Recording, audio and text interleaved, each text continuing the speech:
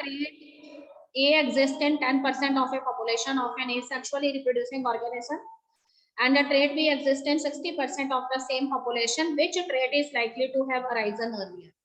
ठीक है बेटे, इसके आंसर के अंदर मैंने आपको बताया था कि trait B exists in 60% of the same population. So this is the trait which arise earlier. What is the reason behind that?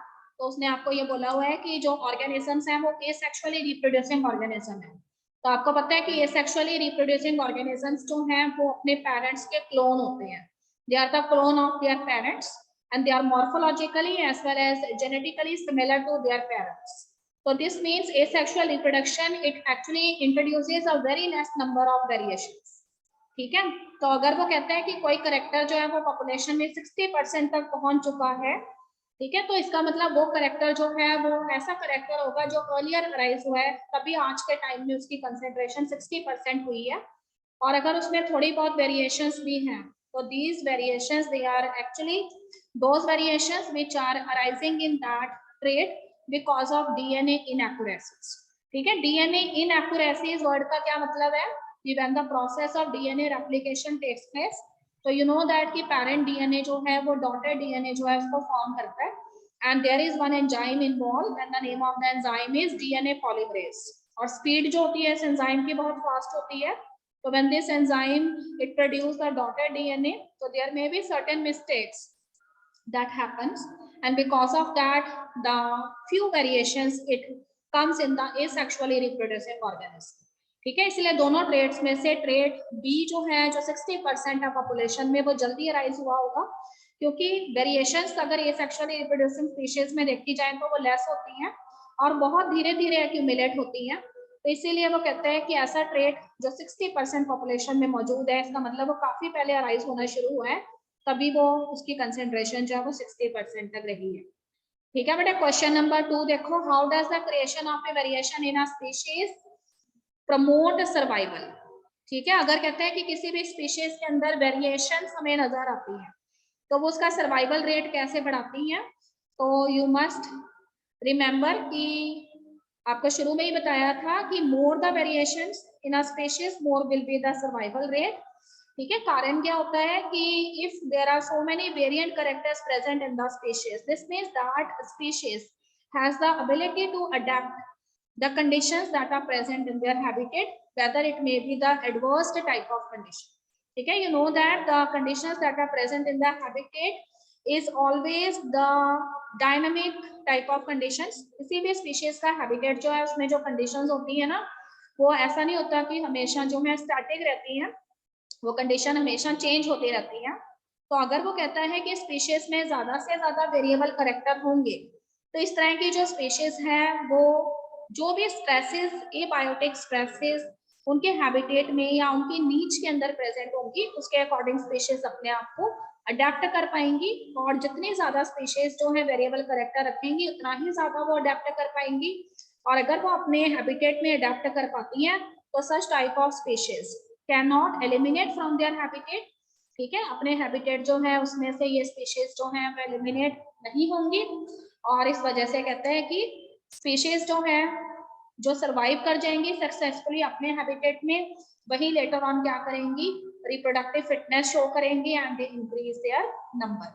ठीक है बेटा, तो इसका एक कॉमन एग्जांपल हम ये दे सकते हैं कि when the DDT it is firstly used for mosquito control, then initially what happened, DDT is a new type of insecticide and mosquitoes they are not adapted according to that DDT, so many mosquitoes they get killed. But later on there are some of the mosquitoes which have more variable number of characters and they survive during that incidence. So these mosquitoes they later produce some specific type of species which bear some more variable characters or adaptive features, and nowadays DDT is not as effective as when it is used for the first time. ठीक है, तो this you can write, मैंने एक word use किया है यहाँ पे नीच, दैट इज NICHE. ठीक है बेटा, अगर चैप्टर की आपने रीडिंग की हुई है तो उसके अंदर ये वर्ड आया होगा. देखो स्पेलिंग है इसकी NICHE. व्हाट इज नीच? तो हमेशा याद रखो नीच is a small territory with in a habitat. ठीक है, एक हैबिटेट के बीच में वो कहता है कि एक स्मॉल टेरिटरी जो है उसको हम नीच कहते हैं. ठीक है, it is a small territory और you can say small place within the habitat. देखो इसको कैसे समझेंगे कि अगर हम हैबिटेट की बात करते हैं and the habitat for the tiger और lion is the entire forest. ठीक है, पूरा का पूरा फॉरेस्ट जो है वो एक टाइगर या लायन जो है उसका हैबिटेट है। पर आपको पता है कि हर एक एनिमल जो है वो उस पूरे हैबिटेट में एक जगह पे सबसे ज्यादा रहता है। ठीक है, जैसे टाइगर है या लायन जो है उसमें किस में रहना है, केव के अंदर रहना है। तो केव जो है वो उसकी क्या है, नीच है। The place where the organism spent most of its time, that is known as niche, and the place where the animal roam, that is known as its habitat.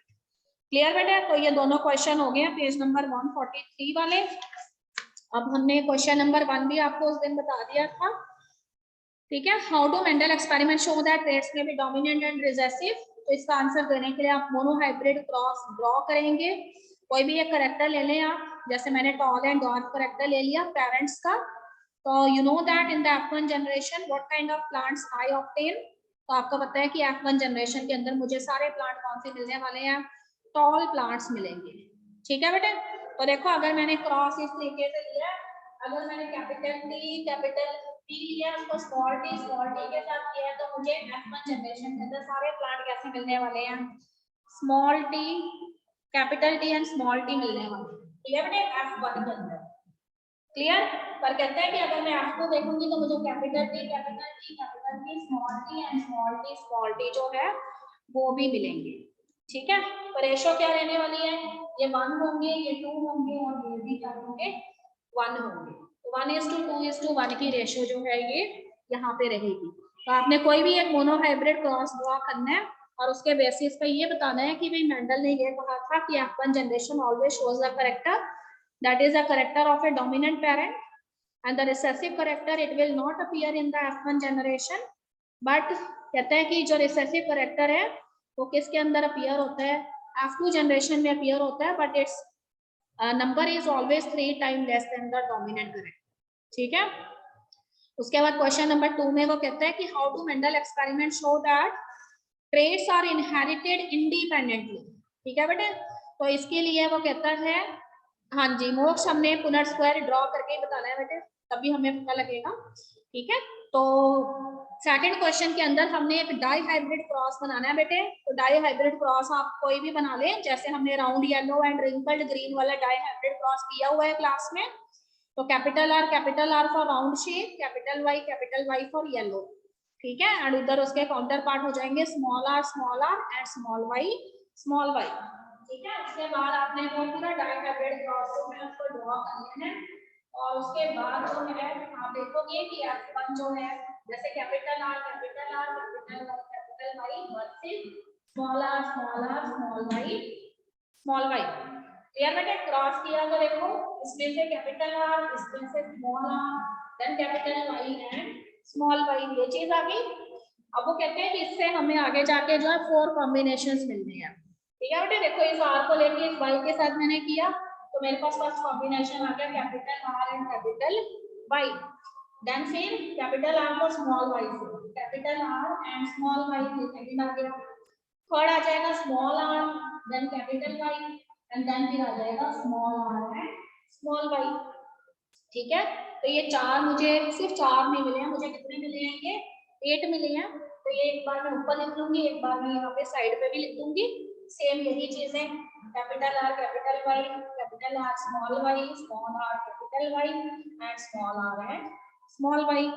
ठीक है बेटे, तो इस तरह से चारों लिख के फिर हमने जो है इसको कैरी फॉरवर्ड करना है। तो देखो एक लिख के बता रही हूँ मैं आपको, capital R capital Y and capital Y.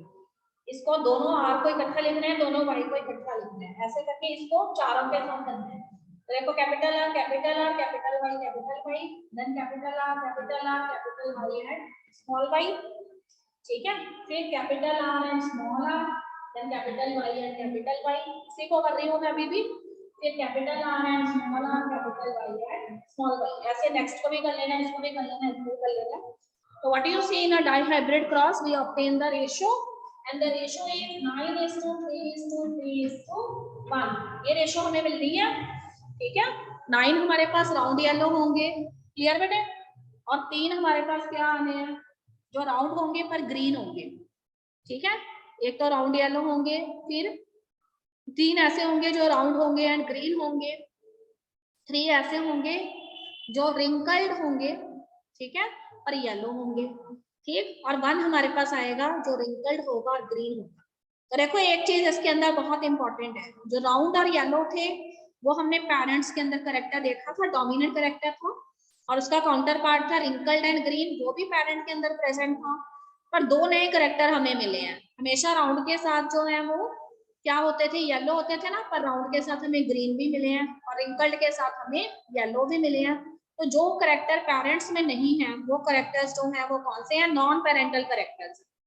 ठीक है बेटे, तो याद रखिए कि नॉन पेरेंटल करेक्टर हमेशा क्रॉसिंग ओवर की वजह से इंट्रोड्यूस होते हैं, and crossing over is a type of A phenomena that is seen in meiosis 1 cell division, and in the meiosis 1 cell division there is a stage known as prophase 1, और उसके अंदर एक stage होती है जिसका नाम है पैकेटीन। ठीक है, स्पेलिंग देखो पैकेटीन के, the spelling of pachytene is, यहाँ पे लिखती हूँ BAC, ठीक है, HTHYTE, पैकेटीन स्टेज। और इस पैकेटीन स्टेज के दौरान क्या होता है, क्रोमोसोम्स जो है उनकी इस तरह से पेयरिंग हो जाती है, और पेयरिंग होने के बाद क्रोमोसोम अपने जो पार्ट्स हैं उनको एक दूसरे के साथ एक्सचेंज कर लेते हैं, उस पर प्रेजेंट जीन्स भी एक्सचेंज हो जाते हैं, और उस वजह से हमें कौन से करेक्टर नजर आते हैं, नॉन पेरेंटल करेक्टर नजर आते हैं। ठीक है, तो मेंडल यही कहता है कि हमें नॉन पेरेंटल करेक्टर इसलिए नजर आते हैं क्योंकि ऐसा कभी भी नहीं होता कि 2 जीन्स इकट्ठे चले। 2 जीन्स जो हैं वो F1 जनरेशन के बाद उनमें प्रेजेंट जो एलील्स हैं वो सेपरेट होते हैं, और सेपरेट होके किसी दूसरे जीन के एलील के साथ भी वो कंबाइन करके नए कॉम्बिनेशंस बना सकते हैं, इसीलिए हमें नॉन पेरेंटल करेक्टर नजर आते हैं। क्लियर बेटे, तो दिस कंप्लीट क्वेश्चन नंबर 2। जब मैं आपको लिख के भेजूंगी तो आपको सारी चीजें क्लियर हो जाएंगी, किसी बच्चे ने भी घबराना नहीं है, no problem is there. Okay बेटा, सी द क्वेश्चन नंबर 3। कहता है कि a man with blood group A marries a women with blood group O. ठीक है, डॉटर्स का ब्लड ग्रुप है ओ। नाउ कहते हैं कि आप बताइए कि इसमें से ब्लड ग्रुप ए और ब्लड ग्रुप ओ जो है उसमें से डोमिनेंट करेक्टर कौन सा है। तो देखो बेटे 2 केसेस यहाँ पर हमें है, ब्लैक बोर्ड की तरफ देखेंगे सारे बच्चे। तो देखो कहता है कि मैन जो है उसका ब्लड ग्रुप क्या है, फादर हम बोलेंगे उसको। ठीक है, तो फादर जो है उसका बेटे ब्लड ग्रुप क्या रहेगा। यहाँ देखो फादर का ब्लड ग्रुप जो है वो कहता है कि ए है, तो ए की ये 2 कंडीशन हो सकती है, यहाँ पर फादर के अंदर जो एलील्स प्रेजेंट है वो IA और IA हो। ठीक है, इसको मैं केस 1 ले रही हूँ, this is known as case 1। और मदर जो है उसका ब्लड ग्रुप अगर क्या है O है, मदर का ब्लड ग्रुप O है, फादर का ब्लड ग्रुप A है, तो A के लिए कंडीशन होगी IA, मदर का ब्लड ग्रुप O है, तो इसका मतलब मदर जो है उसके हमेशा एलील्स कौन सी होंगी, small I and small I ही होंगी। ठीक है बेटा, अब इसका पुनर स्क्वायर ड्रॉ करेंगे हम, तो देखो हमारे पास पुनर स्क्वायर के अंदर हमें 4 एलील्स मिलेंगे। क्लियर बेटा, तो देखो कौन से 4 एलील्स मिलेंगी, फादर जो है उसमें से 2 एलील्स आ जानी है। ठीक है, फादर में से आई IA एंड IA। ठीक है, मदर में से आई है स्मॉल आई एंड स्मॉल आई। ठीक, अब इसको मैं आपस में क्रॉस कर दूंगी। देखो यहाँ पे मेरे पास कंडीशन आ जाएगी IA स्मॉल आई।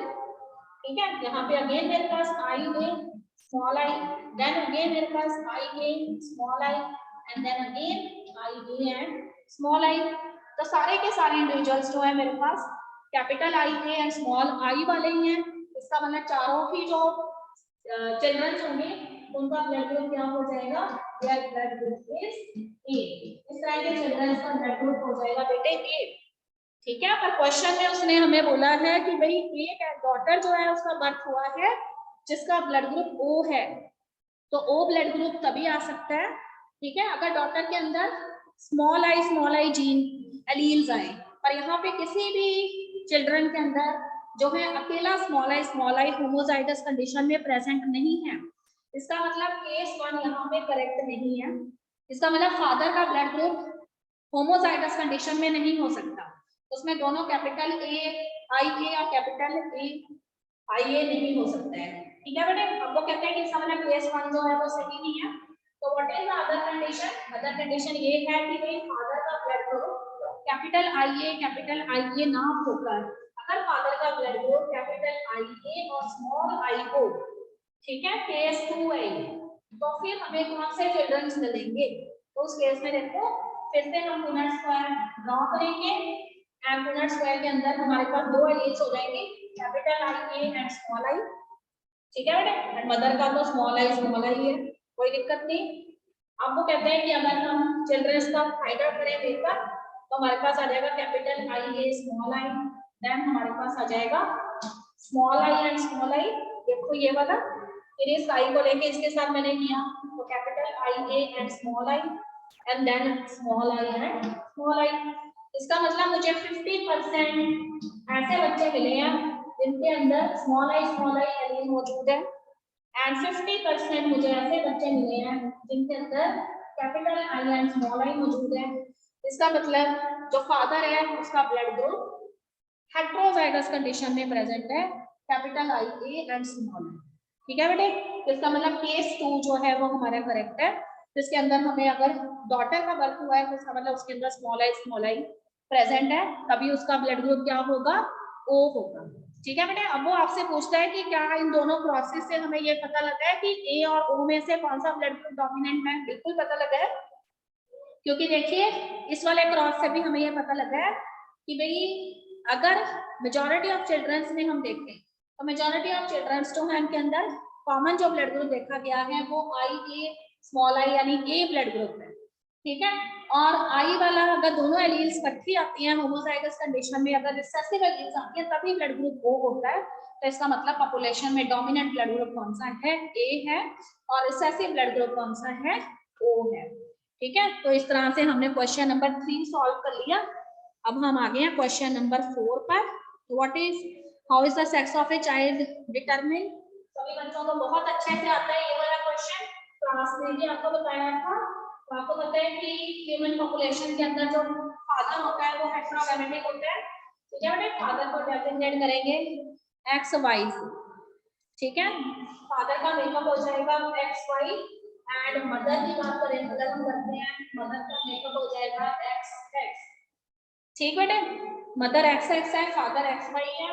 अब वो कहते हैं कि दोनों के बीच में अगर क्रॉस किया तो देखो फादर दो तरह के स्पर्म जनरेट कर सकते हैं, X वाला और Y वाला।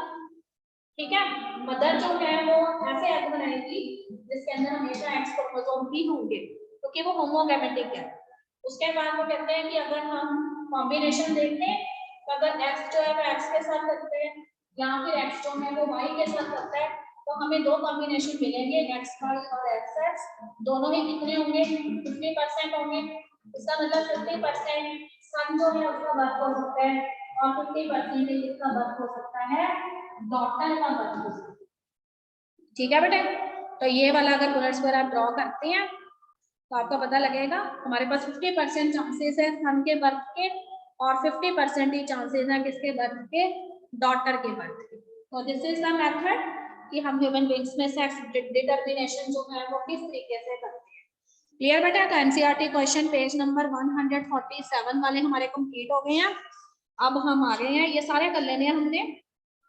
ठीक बेटे, तो उसके बाद मैं पेज नंबर 150 पर हूँ और एनसीईआरटी क्वेश्चंस के अंदर क्वेश्चन नंबर 1 जो है वो हमने नहीं करना है क्योंकि वो एवोल्यूशन वाले क्वेश्चन का है। Question number 1। क्वेश्चन नंबर 2 देखिए, why are traits acquired? Page number 150 question number 2 हमने करना है, why are the traits acquired during the lifetime of an individual not inherited? ठीक है बेटे, जब आप चैप्टर की रीडिंग करेंगे तो शुरू में ही आपको दो टॉपिक दिए हैं, इनहेरिटेड ट्रेड क्या होते हैं एंड एक्वायर्ड ट्रेड क्या होते हैं। तो बेटा याद रखिए, inherited trait are those characters which we directly obtained from our parents। ठीक है, वो कैरेक्टर्स जो हम अपने पेरेंट्स से बाय बर्थ ऑब्टेन करते हैं, such characters are known as inherited characters।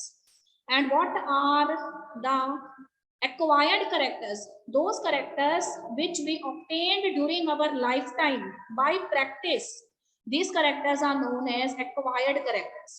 ठीक है, इसका एक कॉमन एग्जांपल है, फॉर एग्जांपल फादर जो है वो एक बहुत अच्छे डॉक्टर हैं पर जो सन है वो बहुत अच्छा क्रिकेटर है। ठीक है। तो फादर जो है वो डॉक्टर इसलिए बने because he is very fond of medical sciences, इसलिए वो डॉक्टर बन गए। पर बेटा जो है उसको मेडिकल साइंसेज का कोई शौक नहीं है, उसको खेलने का शौक है, गेम्स करने का शौक है, तो वो एक अच्छा क्रिकेटर बन गया। तो ये करेक्टर जो है वो एक एक्वायर्ड करेक्टर है, क्योंकि दोनों ने अपनी प्रैक्टिस के जरिए इसे अचीव किया है। अब क्वेश्चन आपका वो कहता है कि एक्वायर्ड करेक्टर्स जो हैं, जो कोई इंडिविजुअल अपने लाइफ टाइम के दौरान अटेन करता है, वो इनहेरिटेड क्यों नहीं होते? तो हमेशा याद रखिए कि एक्वायर्ड करेक्टर्स जो हैं, these are actually those characters which are obtained by an individual through practice.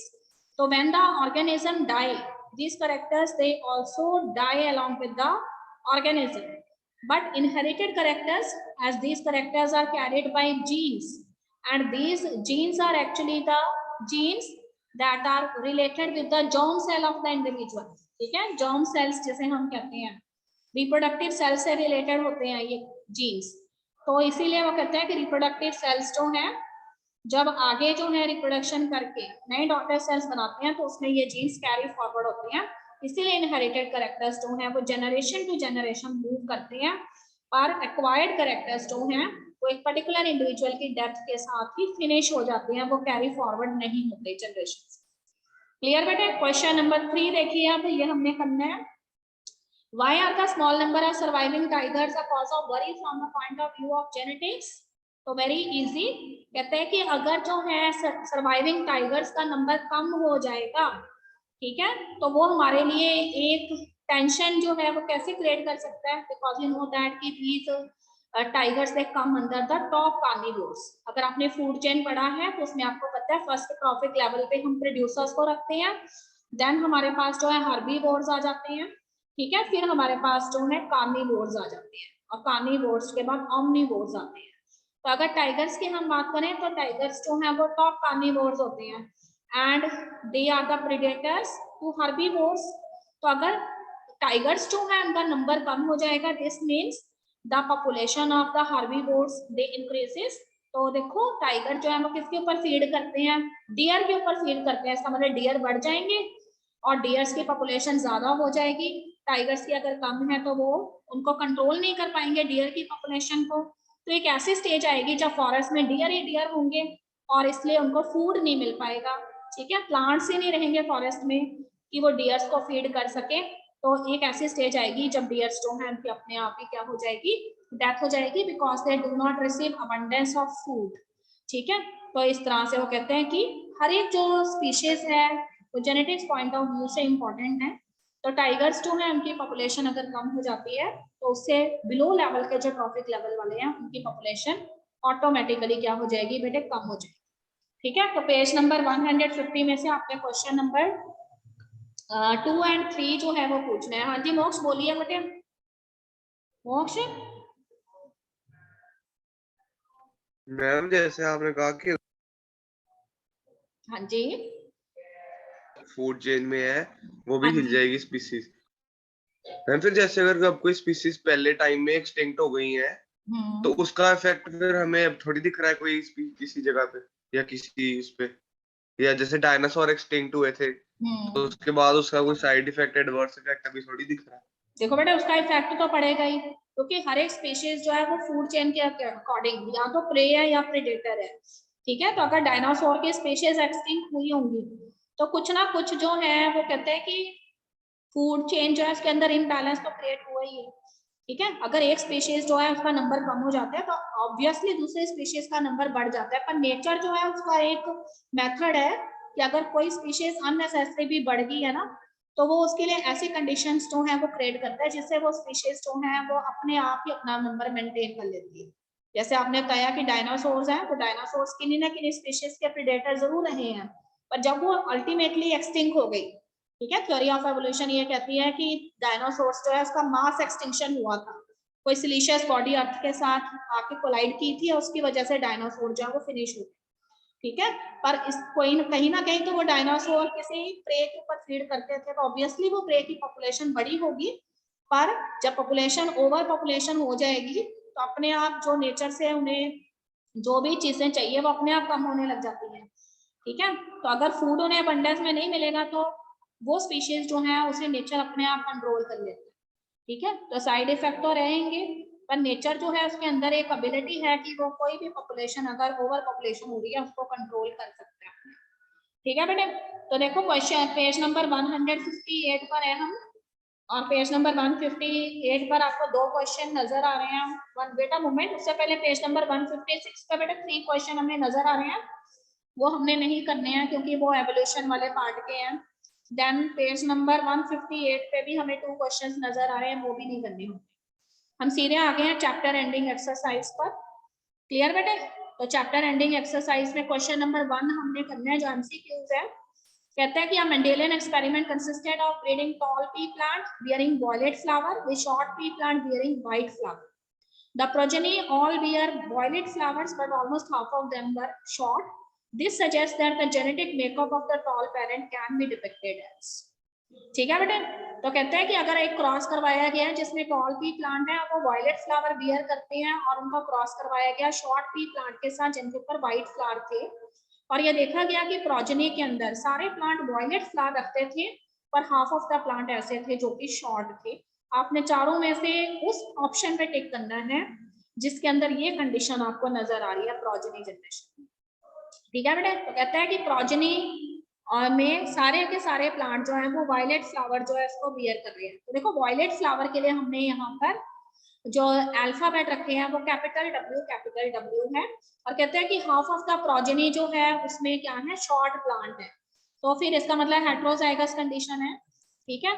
तो इसलिए उसके लिए हमने जो है कंडीशन यहाँ पे रखी है कैपिटल T स्मॉल t। तो थर्ड ऑप्शन जो है उस पे हम टिक करेंगे कैपिटल T स्मॉल t, ठीक है, and capital W small w, ठीक है। इसका अगर आप क्रॉस करवा के देखोगे तो आपको ऐसे ये वाला पेरेंट जो है उसका मेकअप है, अगर इसको आप होमोजाइगस रिसेसिव के साथ क्रॉस करवाएंगे, मतलब capital T small t capital W को अगर आप होमोजाइगस रिसेसिव के साथ करेंगे, यानी स्मॉल t स्मॉल w के साथ, तो आपको ऐसे प्लांट जरूर मिलेंगे जिसमें half of the plant short होंगे और पर उनमें फ्लावर कैसे होंगे, वॉयलेट फ्लावर होंगे, ठीक है। इसका रीजन भी मैं आपको बता देती हूँ। रीजन ये है कि ये नॉन पेरेंटल कैरेक्टर है। जैसे डाई हाइब्रिड क्रॉस में आपको बताया था ना कि राउंड के साथ हमारे पास हमेशा येलो होता था, पर राउंड के साथ हमें ग्रीन भी मिल गया था, रिंकल्ड के साथ हमेशा ग्रीन होता था पर रिंकल्ड के साथ हमें येलो भी मिला है। तो ऐसे करेक्टर जो पेरेंटल जनरेशन में नहीं होते वे नॉन पेरेंटल करेक्टर कहते हैं, और ये क्रॉसिंग ओवर की वजह से जनरेट होते हैं, ठीक है। तो सारे बच्चे ये वाला क्रॉस करके देख लीजिए, आप सब बच्चों को पुनेट स्क्वायर ड्रॉ करना बहुत अच्छे से आ गया हुआ है, ठीक है बेटे। तो हमने यहाँ पर ये वाला ड्रॉ करके देखते हैं capital T small t capital W, option number 3 आई है, इसको हमने क्रॉस करना है स्मॉल t स्मॉल w, ठीक है बेटे। तो उसके बाद आपको कॉम्बिनेशंस मिलने हैं अलग अलग, और उसके बाद जो है आप पता लगा लेंगे कि कुछ हमें कॉम्बिनेशन ऐसे मिलने हैं जिसमें कि हमारे पास जो है प्लांट जो है वो शॉर्ट होंगे और फ्लावर कौन से बियर करेंगे, वॉयलेट फ्लावर बियर करेंगे, ठीक है। क्वेश्चन नंबर 2 हमने नहीं करना है, 3 भी नहीं करना हमने। क्वेश्चन नंबर 4 देखिए। Question number 4, a study found that children with light eye color are likely to have parents with light eye color. On this basis, can we say anything about whether the light eye color trait is dominant or recessive? Why or why not? ठीक है बेटे। वो कहते हैं कि ऐसे parents जिनके अंदर की लाइट आई कलर जो है प्रेजेंट है, जब वो अपने चिल्ड्रंस को बर्थ देते हैं तो उनके चिल्ड्रंस भी लाइट आई कलर वाले ही होते हैं, ठीक है। इससे क्या हमें ये इंफॉर्मेशन मिलती है कि भाई लाइट आई कलर जो है वो डोमिनेंट करेक्टर है या फिर रिसेसिव करेक्टर है। तो देखो बेटे इसका आंसर हम इस तरीके से देंगे कि हमें पता है कि ह्यूमन बींग्स के अंदर आई कलर जो है उसमें ब्लैक आई कलर डोमिनेंट होता है, ठीक है। और इसके अलावा अदर कलर्स जो हैं वो ब्राउन आई कलर हो सकता है, ग्रीन आई कलर हो सकता है, या फिर ब्लू आई कलर हो सकता है। और इंडियन पॉपुलेशन में रिसेसिव करेक्टर जो है वो ब्राउन आई कलर है, ठीक है।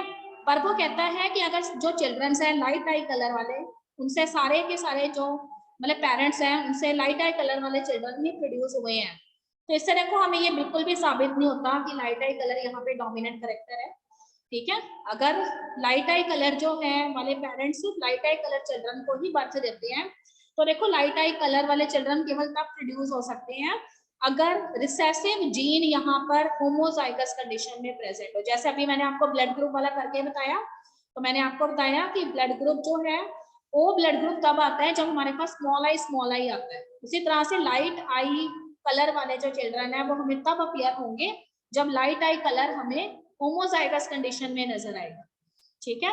पर अगर वो कहता है कि पूरी पॉपुलेशन की बात करें, तो पूरी पॉपुलेशन जो है अगर उसमें लाइट आई कलर डोमिनेंट होता तो फिर सारे के सारे जो है, ठीक है, ऑल द करेक्टर्स, कोई भी पॉपुलेशन के अंदर ब्लैक आई कलर हमें नजर नहीं आना था, सारे बच्चे जो उनके व्हाइट आई कलर ही नजर आने थे।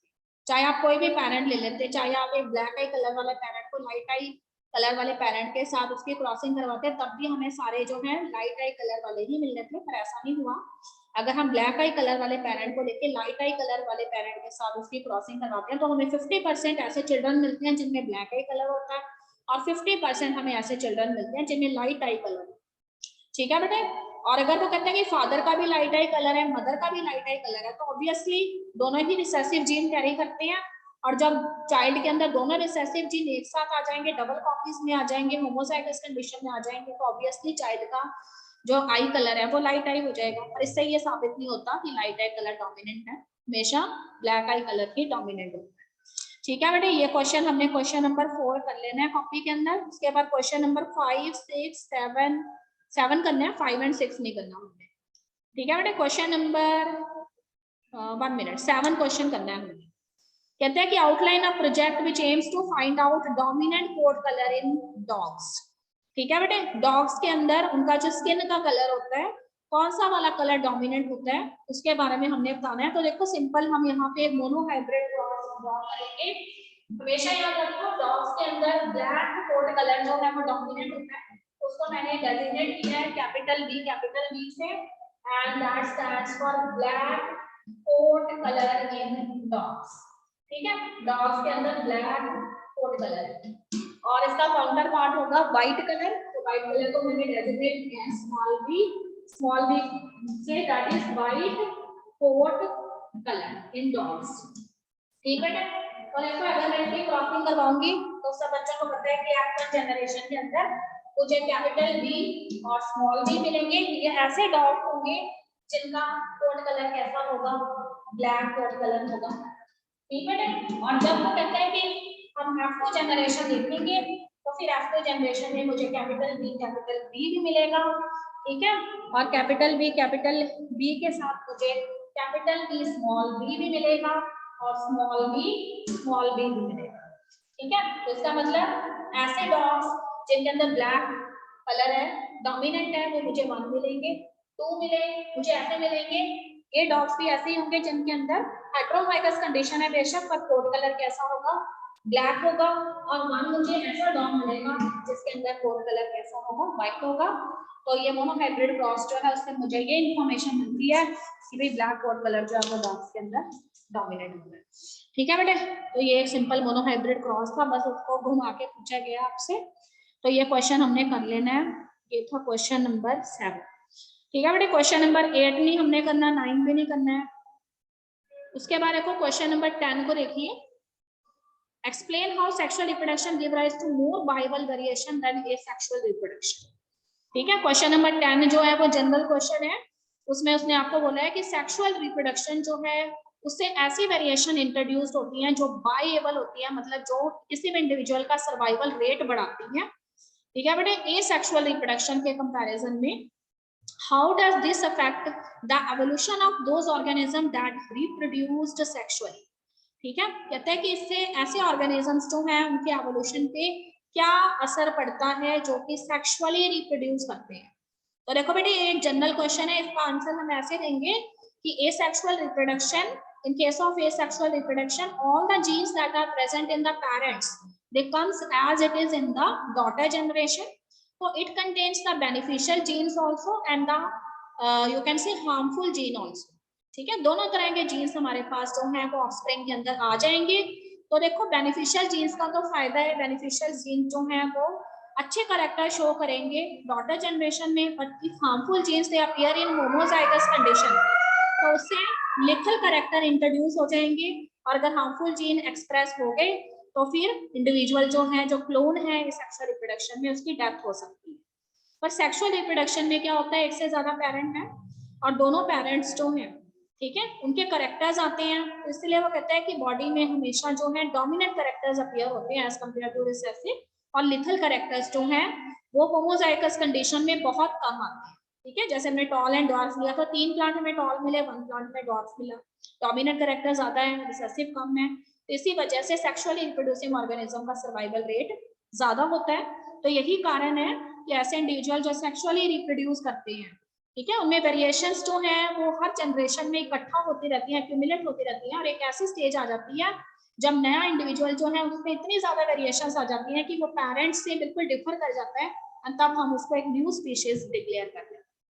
ठीक है बेटे, तो कल ये चैप्टर के 2 के क्वेश्चन रह गए हैं, उसको कंप्लीट करके फिर हम अवर एनवायरनमेंट चैप्टर पहले कर लेंगे, एंड फिर सुहाना कह रही थी कि उसको डिफिकल्टी आ रही है रीडिंग में, तो वो रीडिंग वाला पार्ट भी एक बार देख लेंगे रिवीजन टाइम। ओके बेटे, हाँ जी रणवीर सिंह, पूछना है बेटे कुछ रणवीर? Yes ma'am. हाँ जी बेटे, पूछना है कुछ? Yes ma'am. हाँ जी बोलो। मैम जैसे कि जुरासिक पार्क मूवी दिखाया था, कैसे एक मॉस्किटो के डीएनए जो डायनासोर के डीएनए उसके अंदर थे, ऐसे डीएनए को साइंटिफिक तरीके से उसको प्रोड्यूस करके डायनासोर्स बनाए गए थे। मैम ऐसे रियल में डीएनए और ऐसे साइंटिफिक तरीके से हम कोई एनिमल या कोई और किसी मतलब कि जना